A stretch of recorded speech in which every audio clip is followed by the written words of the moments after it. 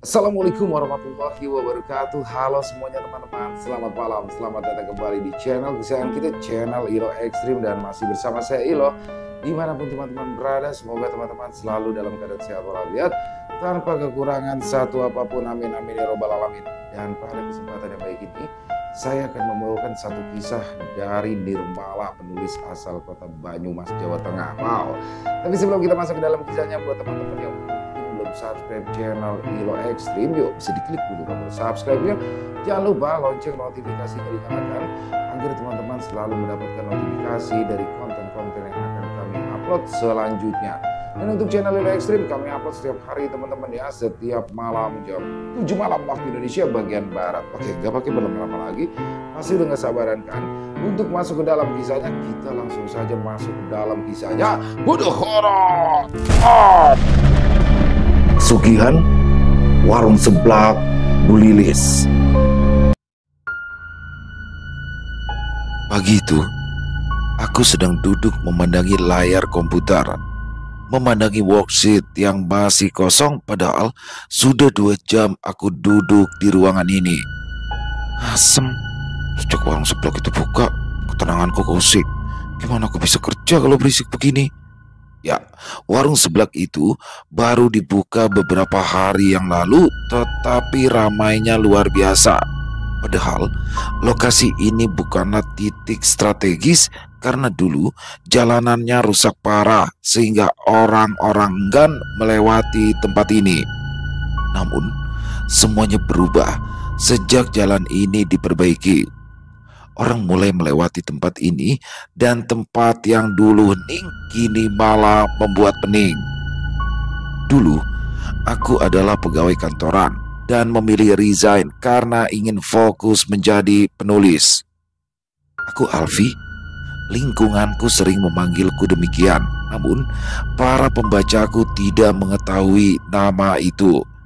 Mereka mengenalku sebagai Sandiakala, sebuah momen pergantian waktu atau biasa dikenal sebagai matahari tenggelam, surup, sunset, atau apapun itu. Aku memilih waktu itu bukan karena keindahan matahari terbenam, tetapi karena pada saat itu pandanganku membiru. Sandiakala atau matahari terbenam memaksaku untuk tinggal di rumah. Aku juga ingin nama ini menjadi rumah bagi para pembacaku. Aku menghela nafas. Waktu deadline tinggal 2 jam dan aku masih belum menulis apa-apa, padahal aku harus setor 2000 kata atau pembaca akan memakiku. Ketika aku masih dilanda frustasi karena kebisingan, pintu ruang kerja terbuka. Aku menoleh dan melihat ibuku masuk. Al, udah jam 10. Kamu itu belum makan malah ngopi terus. Makan dulu. Ibu tadi beli seblak di depan.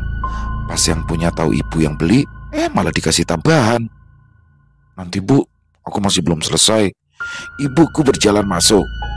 Tumben, jam segini masih kosong. Ya bu, berisik, jadi susah nulisnya. Kalau gitu makan dulu. Siapa tahu habis makan nanti bisa mikir. Setelah mengatakan itu, ibu langsung keluar. Dia tahu betul tabiatku yang tidak suka diganggu saat bekerja. Jika saja dia melihatku sudah makan, dia pasti tidak akan datang mengganggu. Aku menghela nafas panjang, bimbang antara meneruskan pekerjaan atau makan. Aku mengetukkan jari beberapa kali dan seperti ada lampu yang menyala di kepalaku. Aku mendapati ide yang cukup bagus. Pembaca pria selalu menyukai adegan aksi yang mendesak pemeran utama, sementara pembaca wanita suka jika tokoh wanita diselamatkan oleh pemeran utama pria. Jadi, aku akan menggabungkan selera pembaca, tentu saja dengan ciri khasku yang suka membuat pemeran utama menderita. Jemariku kembali bergerak, menekan touch keyboard, menimbulkan irama yang lebih mirip mesin obras penjahit. Ide dalam kepalaku menggebu. Rangkaian kalimat segera tercipta dan aku berhasil menulis 1000 kata pertama. Pintu kembali terbuka. Aku melirik sekilas dan melihat ibu membawa nampan yang berisi mangkuk, piring, dan juga gelas. Aroma seblak yang begitu tajam segera tercium membuatku terusik. Ini, ibu bawain aja ke sini ya. Terus ini ada teh susu jahe. Ibu sendiri loh yang buat. Jangan ngopi terus ah, kasihan lambungmu itu. Ya bu, makasih ya. Nanti aku makan. Ini nanggung sebentar lagi selesai. Iya, yang penting jangan lupa makan. Setelah meletakkan itu, ibu kembali keluar. Ting, ponselku bergetar. Pesan dari Bang Jai. Isinya tentu saja menagih naskah yang sedang kutulis ini. Aku hanya membalas singkat, memintanya menunggu beberapa menit lagi.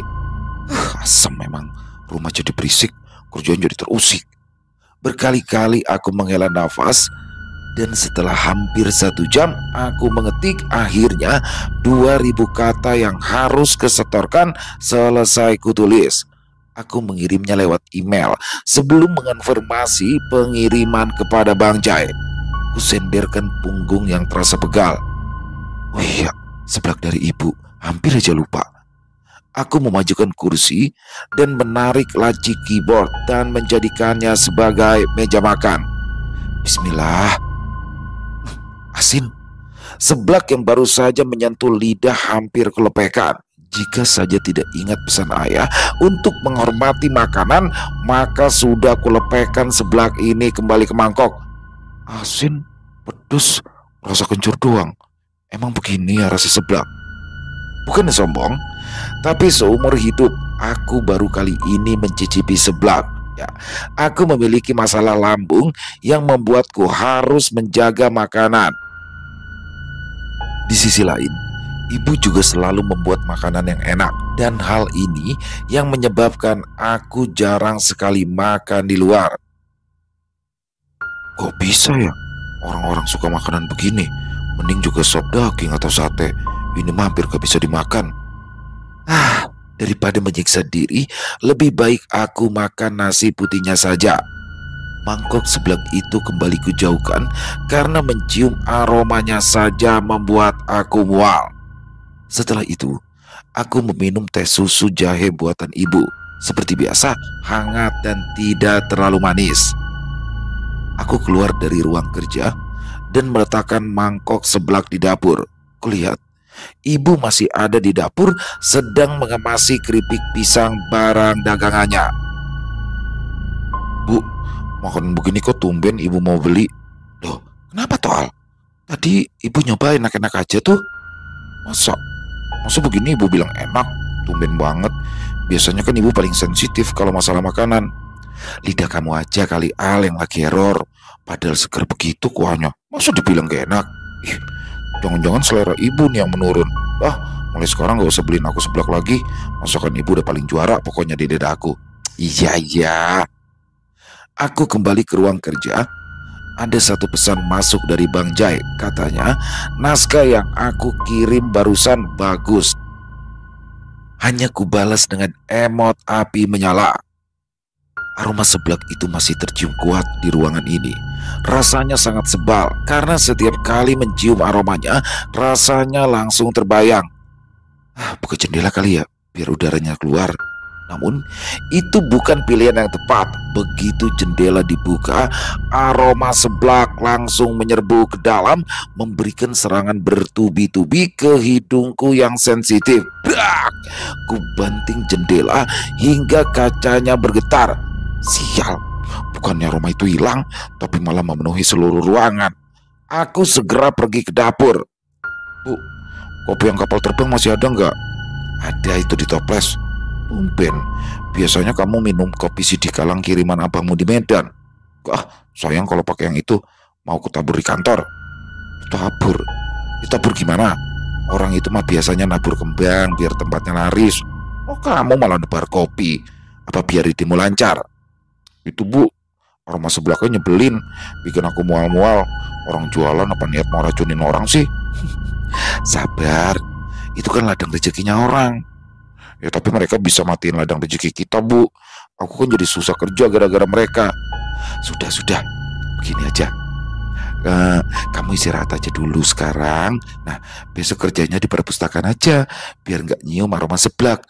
Biar ibu besok beli pengharum ruangan tambahan di ruangan kamu. Sekarang gak usah marah-marah, nanti asam lambung kamu naik. Aku kembali menghela nafas. Ibu memang yang paling memahamiku. Sebagai orang yang memiliki asam lambung terlalu tinggi, aku diwajibkan bisa mengendalikan emosi, namun sulit rasanya untukku yang mempunyai sifat impulsif untuk mengelola emosi. Kulangkahkan kaki ke kamar, tapi tidak langsung tidur. Bagi orang yang terbiasa tidur pagi, tidur sebelum jam 12 malam rasanya hampir mustahil, jadi kuputuskan untuk melihat media sosial. Kecelakaan lalu lintas di Jalan Sukasari, korbannya adalah warga sekitar. Aku melotot.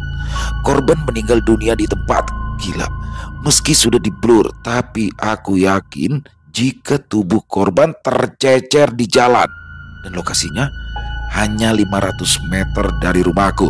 Aku lihat nama korban, tetapi hanya bisa mendapatkan inisialnya, GAP, 23 tahun. Otakku langsung mencocokkan inisial, usia dengan daftar teman yang kumiliki. Lalu sebuah senyum terbayang dalam ingatanku. Sosok ceria dan ringan tangan, Gunawan Adi Prasetyo. Namun aku tidak langsung mengambil kesimpulan. Aku mengambil kunci motor dan jaket serta masker. Ibu sudah tidak ada di dapur, sepertinya sudah di kamar. Bu, aku mau keluar sebentar ya ke tempat Gunawan. Sudah jam 12 loh. Mau apa ke tempat Gunawan? Ada perlu sebentar, Bu. Gak lama kok. Tidak ada jawaban lagi. Aku segera pergi ke rumah Gunawan. Sengaja kupilih rute tempat kecelakaan. Masih ada beberapa warga di sana. Aku menepikan sepeda motor. Ada Kang Darno Hansip RW di sini. Kang, siapa yang kecelakaan? Itu loh, Gunawan. Gunawan anaknya Pak Marno. Iya, dek.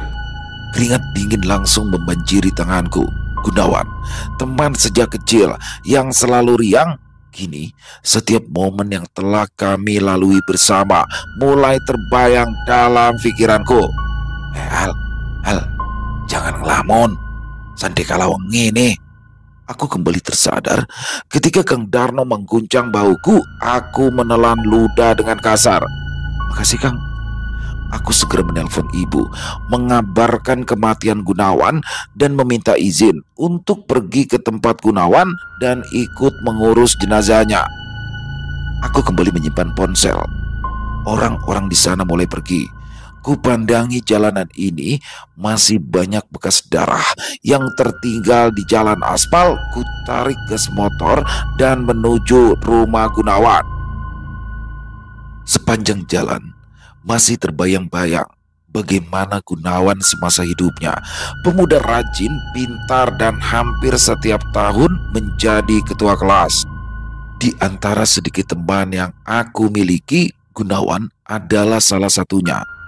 Baru saja semalam kita bertemu untuk membahas pembentukan taman bacaan masyarakat, dan kini orang itu sudah pergi selamanya. Rumah Gunawan sudah ramai. Wak Sumi, ibunda Gunawan menangis histeris di samping jasad temanku itu. Aku memarkirkan motor di samping rumah, tempat biasanya aku dan ia duduk bersama. Banyak teman-temannya yang sudah datang. Dimas menghampiriku, hidungnya merah meski ia tidak menitikan air mata. Gunawan udah gak ada. Aku mengangguk, dadaku rasanya sesak. Aku tidak boleh terlalu sedih atau kondisiku akan memburuk.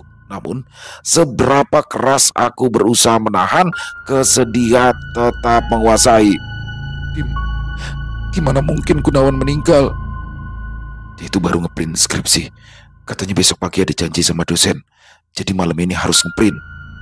Aku mengatur nafas.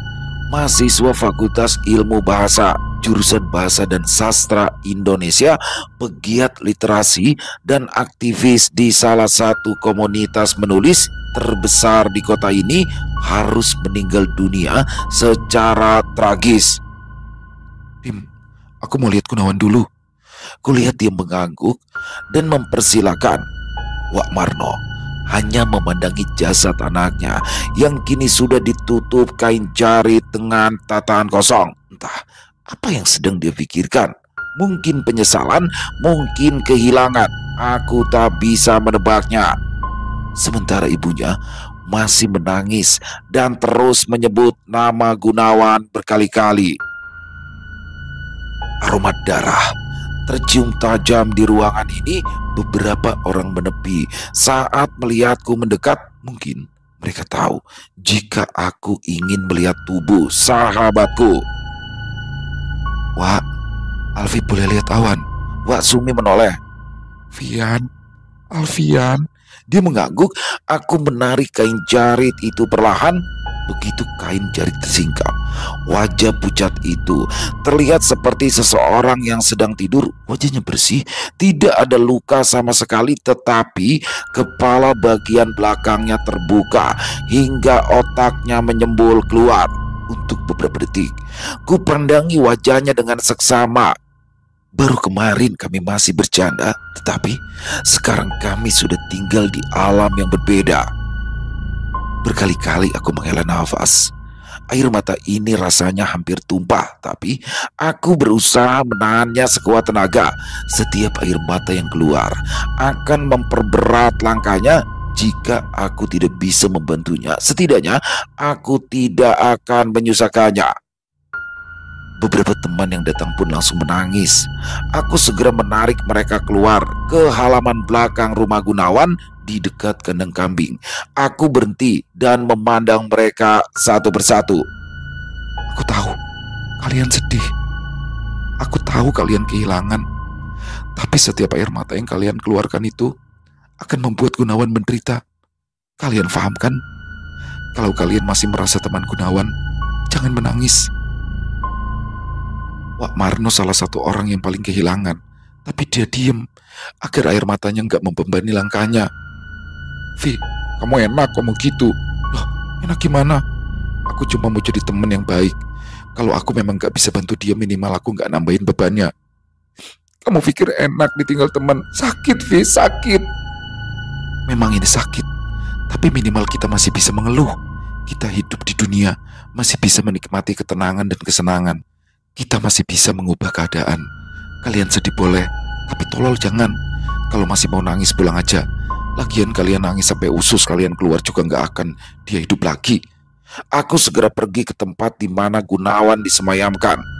Banyak teman-teman yang datang, dan satu gadis yang datang dengan wajah berantakan. Matanya sebab dan hidungnya memerah seperti sudah menangis dalam waktu lama. Aku mengenalinya. Ya, itu adalah Meli, pacar Gunawan sejak SMA, dan kabarnya mereka akan segera menikah. Beberapa teman membacakan Yasin hingga azan subuh berkumandang. Kami sholat subuh berjemaah dan mulai mengurus jenazah Gunawan. Pada awalnya, aku merasa semua berjalan normal. Hingga ketika jenazah Gunawan dimandikan, aku merasa ada orang yang menjemput namaku berulang-ulang. Alfi, Alfian. Dan ketika aku menoleh, aku melihat dengan mata kepalaku sendiri Gunawan berdiri di sampingku dengan wajah yang muram, pakaiannya berlumuran darah meski tubuhnya utuh. Al, tolong Al. Aku menggelengkan kepala pelan. Ini hanya imajinasiku yang terlalu liar. Ini pasti efek karena aku tidak tidur dari kemarin. Dan saat kulihat tempat itu lagi, tidak ada apa-apa. Dalam hati, aku terus meyakinkan diri jika itu adalah halusinasi saja. Jam 11 siang, semua prosesi pemakaman selesai. Aku pulang dan mandi sebelum tidur. Rasanya kepala ini sangat berat. Punya kepala pusing, gak punya kepala nyeremin. Karena terlalu lelah, akhirnya aku pun tertidur. Entah berapa lama, tapi aku tersentak ketika mencium aroma seblak yang semakin lama semakin menjijikan. Kepalaku rasanya berdenyut karena terbangun tiba-tiba. Jam dinding di atas pintu menunjukkan waktu jam 1 siang, artinya aku baru tidur 1,5 jam. Sialan, baru juga merem, udah bau seblak aja. Aku mengucek wajah dan menyingkap selimut. Ku tengok lewat jendela warung seblak di seberang rumah yang sangat ramai. Bahkan parkiran motor yang disediakan tidak lagi cukup untuk menampung kendaraan pelanggan. Seblak nggak enak begitu banyak banget yang antri. Pesugihan apa sih yang mereka pakai? Niat awal aku mengatakan itu hanya untuk bercanda, tapi kini aku mulai menyadari sesuatu. Banyak orang yang bilang jika makanan yang dijual dengan pesugihan akan memiliki rasa berbeda jika dibungkus atau berdoa sebelum makan. 23 tahun aku hidup, baru kali ini aku memikirkan tentang pesugihan. Ayahku adalah seorang koki restoran. Meskipun aku tidak mampu mengikuti jejaknya di dapur, ia selalu berkata, jika makanan enak tercipta dari tangan koki yang bekerja dengan sepenuh hati dan memiliki pengalaman, makanan dibungkus atau makan di tempat memiliki rasa yang berbeda karena waktu penyajian yang berbeda pula. Makan di tempat cenderung lebih enak karena waktu penyajian lebih singkat dan uap panas yang bisa menyebar. Jika makanan dibungkus, maka uap panas akan terperangkap dan itu akan membuat rasa yang berbeda pula. Masa pesugihan? Kalau ayah tahu aku mikir warung pesugihan, habis aku. Namun, semakin aku berusaha membuang jauh pemikiran itu, aku merasa semakin penasaran. Ya, Rendra, dia pasti tahu hal ini. Langsung ku telepon dia, salah satu penulis horor spesialis pesugihan. Akhirnya panggilan tersambung. Halo Ren, lagi sibuk nggak? Sendikala nelpon gue. Mimpi apa gue semalam? Aku terkekeh. Ya, bukan rahasia lagi jika aku termasuk orang yang sulit ditelepon dan cenderung menghindari percakapan panjang. Bahkan teman-teman penulis tidak tahu bagaimana rupaku, di mana alamatku, dan siapa aku. Mereka hanya tahu nama Sandikala, tidak lebih. Jadi wajar jika mereka kaget saat aku berinisiatif menelpon terlebih dahulu. Kala, lu mau apa emang nelpon gue? Aku terdiam sebentar, mengira-ngira respon Rendra akan pertanyaanku. Kala, Sandikala, apaan sih? Diem. Ren, lu percaya nggak sama pesugihan? Terdengar ledakan tawa dari seberang sana. Ada gunung meletus di sana. Aduh. Kala si paling anti mistis sekarang malah tanya pesugihan. Makan apa lu semalam? Makan seblak. Tawa kembali pecah. Jangan-jangan lu mikir ya, kalau itu seblak pakai pesugihan. Aku kembali terdiam. Iya. Kal, mending lu ambil wudhu deh. Sholat dulu kita. Ren, padahal pertanyaan gue simple. Lu tinggal jawab iya apa enggak. Terdengar helaan nafas panjang. Lu sholat dulu deh, nanti gue telepon balik lagi ya. Tut, panggilan terputus. Aneh, padahal pertanyaanku sederhana. Tidak biasanya dia menghindar seperti ini. Aku segera keluar dari kamar dan pergi ke dapur.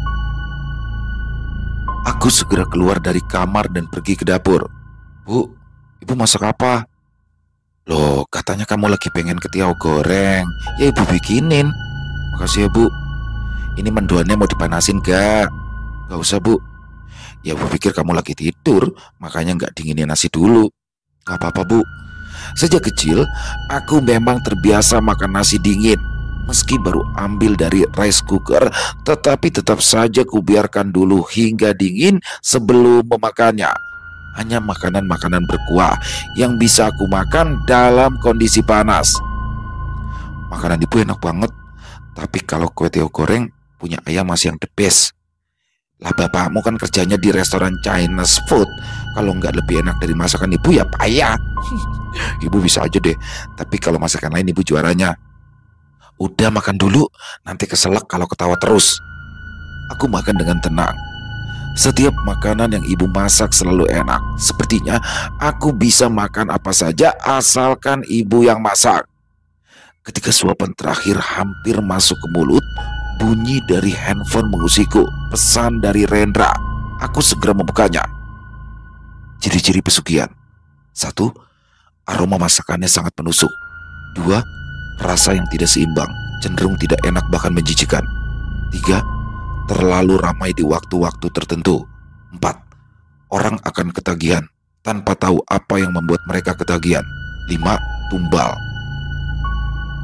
Aku hanya membalasnya dengan emot jempol. 3 poin. Dari 5 poin yang disebutkan sudah ada, hanya tinggal memastikan 2 poin lainnya. Mudah memastikan poin keempat, namun yang kelima, aku kembali menghela nafas. Ada apa sih Hal? Kok ngempos? Gak apa-apa Bu, cuma lagi mikir riset tulisan aja. Wah, mau ibu bikinin kopi? Nanti aja deh Bu, aku mau keluar dulu sebentar. Gimana sih? Baru tidur sebentar kok mau pergi? Nanti asam lambungmu naik lagi. Enggak, aku cuma mau lihat warung seblak. Siapa tahu bisa belajar bisnisnya. Beneran? Ya wes, tapi nanti tidur lagi ya. Jaga kesehatan. Aku hanya mengangguk dan membereskan piring.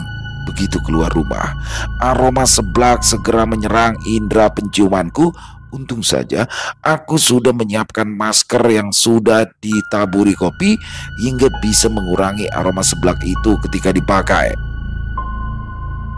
Melihat antrean yang begitu panjang, aku memperhatikan satu persatu orang dalam antrean tersebut. Ada wajah yang cukup familiar. Aku menghampirinya. Lutfi, kamu mau beli seblak? Ya, pemuda itu Lutfi, lalu ia menoleh. Alfi, ya nih, aku mau beli seblak. Kemarin nyoba makan di sini enak banget, bikin ketagihan. Menurutmu yang bikin enak apanya? Lutfi terdiam. Ia seperti kebingungan ketika aku menanyakan hal itu.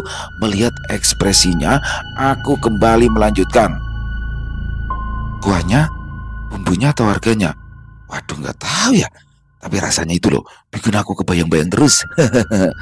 Oh gitu, ya udah makasih ya. Alfi nggak mau nyoba seblak? Enggak, barusan udah makan siang. Aku segera berlalu, meninggalkan antrean yang semakin mengular. Sepintas, aku seperti melihat seseorang berdiri di belakang kasir. Wajahnya pucat dan tatapannya kosong. Mungkin saja dia sedang sakit, pikirku. Baru saja aku berjalan, cibrak! Astagfirullahaladzim! Sebuah motor menghantam pagar pembatas rumah warga dengan keras hingga bagian depan motor itu hancur. Korban tercebur ke dalam selokan. Beberapa warga lain di sekitar lokasi kecelakaan berlarian menolong korban. Aku pun langsung berlari. Astagfirullah, seruku ketika melihat kondisi korban. Pengendara motor itu jatuh ke dalam selokan, dan yang membuatku bergidik ngeri adalah perutnya yang tertusuk pasak besi di dasar selokan. Entah siapa yang memasang patok besi di sana, namun ini bukan waktu yang tepat untuk memikirkan hal itu. Segera ku telepon ambulans dan pemadam kebakaran. Setelah mendengar penjelasan singkat dariku, mereka mengiyakan dan berkata akan segera menuju lokasi kecelakaan.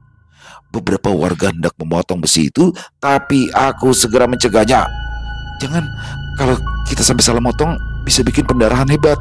Alah, so tahu kamu Vi, kasihan dia ini. Beberapa orang memandangku dengan tatapan tajam. Aku melihat ada plastik, mengisinya dengan air selokan dan menusukkannya dengan lidi. Plastik ini seperti pembuluh darah manusia, dan lidi ini seperti benda yang menusuk. Aku menarik sedikit lidi tersebut, membuat air mulai mengucur. Jika kita sampai salah tarik, maka akan mendarahan. Loh, tapi dia kesakitan ini loh. Emangnya kamu gak kasihan sama dia? Ya, tapi dia bisa mati. Salah satu warga mendorongku menjauh. Danglunga, cocotmu keminter. Pas, aku hanya bisa menyaksikan dari jauh. Ketika orang-orang itu mulai mengangkat korban, aku berusaha meronta. Jangan, Namun orang-orang itu seperti tidak mendengarkanku.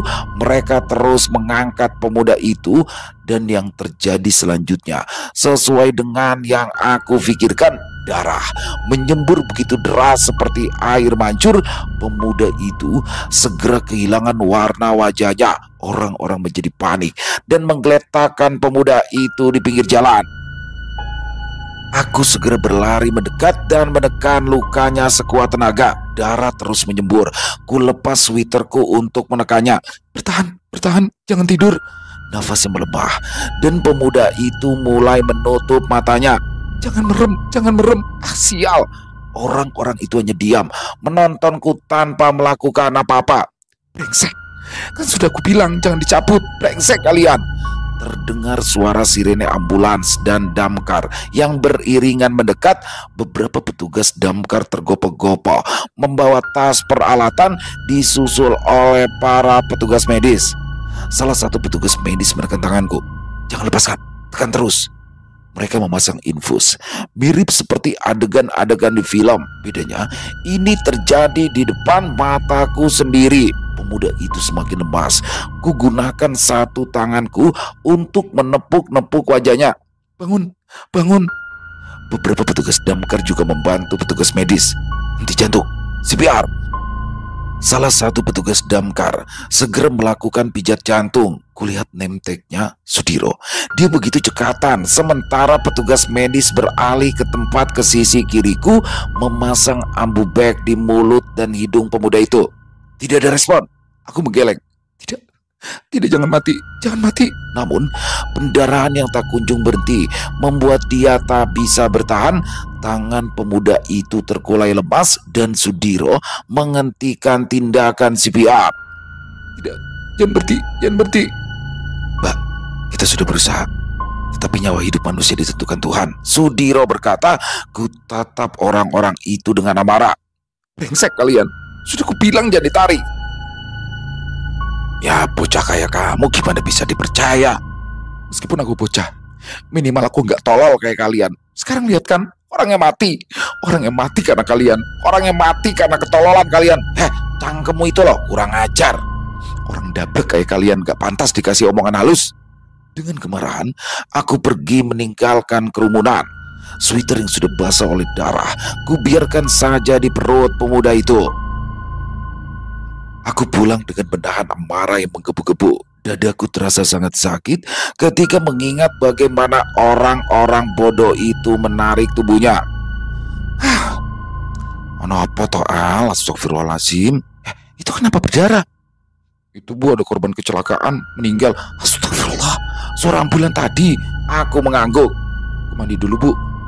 Tanpa menunggu jawaban, aku langsung berlalu ke kamar mandi. Bayang-bayang pemuda itu terus berputar dalam pikiran. Setiap kali aku menutup mata, yang aku lihat hanya ceceran darah di jalanan. Tidak, aku sudah membantunya. Orang-orang itu yang membunuhnya. Orang-orang itu yang membuatnya mati. Tanganku gemetar, nafasku sesak, dan rasanya kamar mandi ini menjadi semakin sempit. Sial, kenapa gangguan kecemasan ini muncul di saat seperti ini?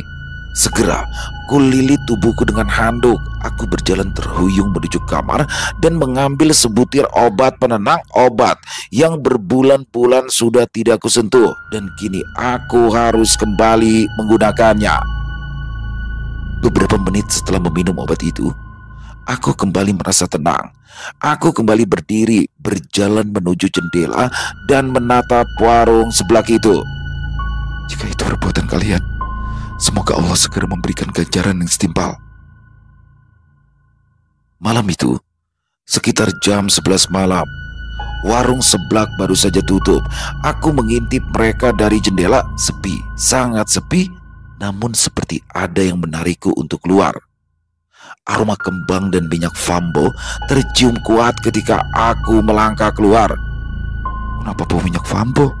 Pesan minyak fambo buat sajen deh. Aku terus berjalan mendekati warung. Jendela di sana tidak ditutup gorden, sehingga aku bisa melihat bagian dalam dengan cukup jelas meskipun agak gelap.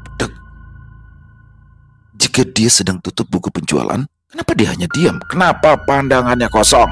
Aku menjadi semakin penasaran dan ya, dia menoleh. Dia menoleh ke arahku, menatapku dengan tatapan sedihnya. Gak mungkin. Ini gak mungkin. Aku mengucek mata, berharap jika apa yang kulihat hanya halusinasi semata. Dan ketika aku membuka mata, orang itu sudah di depanku, benar-benar di depan wajahku. Mungkin jarak antara wajah kami hanya 1 jengkal. Aku berteriak, segera berbalik dan masuk ke dalam rumah. Ibu yang sedang mengemas keripik menatapku dengan heran. Ada apa sih, Al? Kenapa kayak habis lihat setan begitu? Ada setan, Bu. Ada setan di warung itu, Bu. Astagfirullah, kamu ini halusinasi mungkin. Apa kamu kurang kopi? Enggak, Bu. Aku serius. Itu orang kali, Al. Enggak, Bu. Masa orang tiba-tiba muncul di depanku, nggak pakai jalan dulu langsung muncul gitu aja? Udah, mungkin setannya lagi apes, makanya kamu bisa lihat setannya. Aku tidak menjawab. Aku segera berlari ke ruang kerja dan menghubungi Rendra. Namun panggilan ditolak. Tubuhku gemetar. Al, ingat Al, tenang, jangan takut. Namun semakin aku berusaha menenangkan diri, semakin kecemasan ini menghantui. Hingga akhirnya sebuah pesan dari Rendra masuk. Lu gak usah ikut campur tentang pesugihan itu, Al. Mendingan lu diem aja. Orang yang berdiri di belakang mereka bukan sesuatu yang bisa gue hadapi. Aku tidak membalas, rasanya sulit. Untuk mencerna situasi ini, aku belum mengatakan apa-apa. Bagaimana Rendra bisa tahu kalau aku ingin bertanya tentang hal ini? Namun, setelah aku berhasil mendapat ketenangan, aku mulai berpikir dengan jernih. Mungkin saja Rendra melihat berita di media sosial, namun logikaku kembali menampik opini sebelumnya. Aku tidak pernah menyebutkan di mana aku tinggal atau kecurigaanku pada warung sebelah itu, tetapi Rendra bisa tahu, bahkan memberiku peringatan. Bukankah ini tidak wajar? Lalu sebuah pesan kembali masuk. Gak usah kepo gimana gue tahu masa lalu. Mending sekarang lu tidur. Jangan ngandelin obat penenang. Aku menghela napas panjang. Mungkin ada baiknya mendengar ucapannya kali ini. Lagi pula aku tidak mengetahui bagaimana cara menghentikan pesugihan itu jika benar mereka menggunakan pesugihan. Setelah kejadian malam itu, aku lebih jarang keluar rumah. Ibu juga tidak boleh berkendara karena aku takut keluarga kami menjadi tumbal selanjutnya. Hingga suatu malam, aku bertemu dengan Ustadz Sofyan, guru mengaji ketika aku masih kecil. Pak Ustadz, boleh kita ngobrol sebentar? Wah, ada apa ya, Al? Mari masuk dulu, Pak Ustadz. Ustadz Sofyan mengangguk dan ikut masuk ke dalam rumah. Kami berdua masuk ke ruang tamu. Assalamualaikum. Ibu yang sedang menyiapkan makan siang menoleh dan tersenyum ramah. Waalaikumsalam. Wah, Ustadz Sofyan, kapan pulang dari Lampung? Tadi malam, Bu. Alhamdulillah. Aku mempersilakan Ustadz Sofyan duduk sementara ibu pergi ke dapur. Sepertinya ibu akan menyiapkan suguhan. Ada apa? Gini Ustadz, saya mau bertanya tentang pesugihan. Pesugihan? Tumben kamu tertarik bahas hal mistis. Jadi begini Pak Ustadz, saya bukannya mau suzon. Belakangan ini setiap Jumat Kliwon atau Selasa Kliwon di awal penanggalan Jawa, selalu ada kecelakaan dan kebanyakan korban meninggal di tempat. Mungkin Pak Ustadz tidak kenal sebagian besar korban, tapi ada satu korban yang Pak Ustadz kenal, yaitu Gunawan. Gunawan? Gunawan Adi? Aku mengangguk. Innalillahi wa inna ilaihi raji'un. Pak Ustadz, saya tidak mau semakin banyak korban yang meninggal. Ya, baik. Apa ada target yang kamu curigai? Aku kembali mengangguk. Sejak warung sebelah di seberang buka, itu banyak terjadi kecelakaan. Warung juga ramai banget. Kalau saya perhatikan, setiap tanggal 15 kalender Jawa, mereka selalu tutup. Ustadz Sofyan menghela nafas. Kita tidak bisa menuduh sembarangan, tapi kita punya pilihan untuk melakukan pembuktian. Bagaimana caranya Pak Ustadz? Aku penasaran. Baik, nanti saya ruqyah saja tempat yang biasa untuk kecelakaan. Semoga saja ini berguna. Jika tidak, saya akan mencoba cari cara lain. Pak Ustadz butuh bantuan saya. Tidak perlu, kamu di rumah saja. Kalau benar perhitungan yang kamu katakan Selasa besok adalah Selasa Kliwon, maka saya harus bertindak cepat. Pak Ustadz, kalau butuh bantuan saya siap untuk membantu. Sudah, kamu di rumah saja. Kata orang-orang kamu itu tulang wangi, lebih sensitif dengan hal-hal seperti ini. Ustadz Sofyan pamit dan bergegas pergi. Ibu yang keluar dengan membawa cemilan dan teh hangat terkejut ketika Ustadz Sofyan sudah pulang. Ustadz Sofyan lagi buru-buru, Bu. Aduh, padahal ibu udah bikinin teh manis. Sini Bu, aku minum aja. Kamu kan udah ngopi, jangan minum teh, nanti asam lambungmu naik. Yaudah. Malam itu, aku mengintip warung seblak itu dari jendela ruang kerja di lantai 2. Sangat ramai, padahal ini sudah jam 10 malam. Aku hanya bisa menggelengkan kepala, frustasi karena orang-orang itu tidak sadar dengan apa yang mereka makan. Ini adalah malam Selasa Kliwon. Dulu, Gunawan juga meninggal malam Selasa Kliwon. Jika dugaanku benar, maka malam ini akan ada korban meninggal lagi. Aku berharap ini hanya menjadi dugaan, tidak lebih. Ponselku bergetar. Bang Jaya yang menelponku. Terdengar suara baritonnya menanyakan naskah setoran hari ini. Bang, maaf, aku lagi nggak bisa nulis. Besok malam aku setor double deh. Maaf banget ya. Bang Jaya hanya bisa menghela nafas panjang. Bagaimana lagi jika tidak bisa menulis? Mau dipaksa bagaimanapun juga tetap tidak bisa. Akhirnya panggilan terputus. Menit demi menit berlalu. Hingga pagi hari, tidak ada kabar kecelakaan di tikungan warung seblak Bu Lilis. Namun, kejutan itu sepertinya tetap terjadi meskipun bukan berasal dari kecelakaan. Boom! Ketika azan subuh berkumandang, ku dengar ledakan yang membuat kaca ruang kerjaku bergetar dengan hebat. Terlihat kobaran api yang membumbung. Boom! Sekali lagi, begitu keras dan kobaran api menjadi semakin besar. Ya Tuhan, aku berlari keluar rumah. Warung seblak Bu Lilis terbakar hebat. Segera kuhubungi petugas pemadam kebakaran. Astagfirullah, Al, kenapa bisa kebakaran? Aku menggeleng. Tadi ada suara ledakan kencang banget Bu 2 kali. Ya Allah, semoga tidak ada korban jiwa. Amin. Warga berbondong-bondong membantu memadamkan api. Namun entah kenapa, api seperti enggan untuk padam dan terus berkobar. Bahkan kobarannya semakin besar. Telepon masuk dari tim pemadam kebakaran. Apa? Ada pohon tumbang. Jadi kalian telat. Kami akan cari jalan memutar. Sekitar 20 menit lagi kami tiba. Suasana semakin kalut. Api kian membesar dan orang-orang semakin banyak yang menolong. Kenapa airnya lama sekali? Keran air mati, Pak.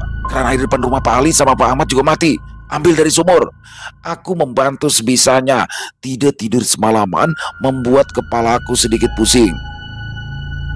Dan 20 menit kemudian, suara sirine pemadam kebakaran mulai terdengar. Namun mereka terlambat. Warung seblak Bu Lilis sudah hancur menjadi puing-puing.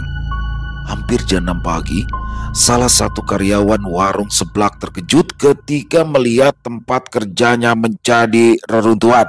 Astagfirullah, kenapa? Kenapa bisa kebakaran? Aku menghampirinya. Teman-teman kamu semuanya gak ada yang nginep kan? Iya, tapi itu Bu Lilis malam nginep di sini. Ya Allah, orang-orang yang mendengar hal itu terkejut bukan main. Al, kamu yang pertama kali datang ke sini, kamu lihat Bu Lilis keluar nggak? Aku menggeleng. Sejak awal, aku tidak melihat siapapun keluar. Api sudah begitu besar ketika aku keluar dari rumah. Para petugas pemadam kebakaran menyisir warung dan menemukan sebuah ruangan yang masih utuh. Mereka berusaha mendobrak. Sebetulnya aku tidak ingin ikut masuk, tetapi rasa penasaranku jauh lebih besar. Brak! Pintu berhasil terbuka setelah 3 kali didobrak dengan pedobrak pintu. Di ruangan itu, aku melihat ruangan yang sudah sangat berantakan. Hampir semua barang sudah hangus menjadi abu. Dan yang paling mengerikan, Di dekat jendela, seonggok mayat tergeletak dengan lidah terjulur keluar, tubuhnya gosong, wajahnya sudah sulit dikenali. "Ini Bu Lilis?" tanyaku pada karyawan warung seblak yang tubuhnya bergetar. Kalau lihat dari gelang motif ular di tangannya sih, itu memang gelang Bu Lilis. Jenazah Bu Lilis kemudian dievakuasi dan dikembalikan ke keluarganya. Setelah itu, aku tidak tahu lagi. Karena memang Bu Lilis bukanlah asli warga sini. Kini, aku duduk di ruang kerja, menatap lembar kerja yang masih kosong. Segelas Americano Ice yang es batunya mulai mencair, ku seruput perlahan. Rasa pahitnya menyegarkan dan membuat ide di kepala mulai berpendar. Kuletakkan gelas itu kembali dan mengetuk ujung meja dengan jari tengahku yang kukunya mulai membiru. Jadi, pesugihan itu memang benar-benar ada. Selesai. Wow, luar biasa. Bu Lilis ada warung sebelah jadi pakai ritual begituan. Tapi emang bener banget sih teman-teman ya. Kan ada beberapa yang bilang salah satu cirinya apabila warung itu menggunakan sesuatu yang tidak baik adalah ketika rasa di tempat dan rasa ketika dibawa pulang tuh beda tuh makanannya. Tapi di sini sih penjelasan si Alfi masuk juga ya. Ketika kenapa sih makan di tempat itu enak? Karena memang ketika makan di tempat masih baru matang, masih panas, masih segar. Tapi ketika sudah dibawa pulang, walaupun jaraknya deket ya, makanan itu tertutup tuh, bisa di dalam plastik ataupun di dalam styrofoam. Jadi ketika uap panasnya itu tertutup itu yang membuat rasanya jadi berbeda. Masuk akal juga sih ya. Jadi intinya sih memang ya apa namanya, ketika sebelum makan baca doa itu ya, banget ya, itu yang dari kita dari hal-hal yang tidak baik. Tapi di sini alhamdulillah semuanya bisa dihentikan sampai pada akhirnya setelah memakan beberapa korban, Bu Lilis akhirnya menjadi korban terakhir ketika warung sebelahnya kebakaran dan Bu Lilis ditemukan terbakar di dalam warung sebelahnya. Tragis dan seperti biasa pesugihan tidak akan pernah ada yang berakhir bahagia ya teman-teman ya. Seandainya ada kebahagiaan itu semu sebentar, setelahnya tragis. Terima kasih Nirmala atas kisahnya yang luar biasa. Ditunggu lagi untuk kisah-kisah selanjutnya dan semoga kisah barusan bisa menghibur teman-teman semua ya, para pecinta penikmat horor misteri, lebih khususnya lagi kepada para subscriber dari channel Ilo Extreme.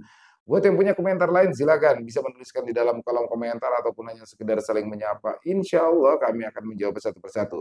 Buat teman-teman yang suka dengan videonya bisa diklik tombol like-nya, tombol jempolnya, boleh juga dong dibantu di-share ya link videonya ini ke teman-teman yang lain agar juga ikut merasa terhibur. Dan di akhir kata saya Ilo mengucapkan permohonan maaf apabila mungkin dalam pembawaan kisahnya barusan ada kata-kata saya yang salah ataupun ada kata-kata saya mungkin yang kurang berkenan. Saya mohon dibukakan pintu maaf yang seluas-luasnya. Sampai berjumpa lagi di konten-konten kami selanjutnya. Masih bersama saya Ilo di channel Ilo Extreme. Salam sehat, sukses selalu untuk kita semua. Wassalamualaikum warahmatullahi wabarakatuh.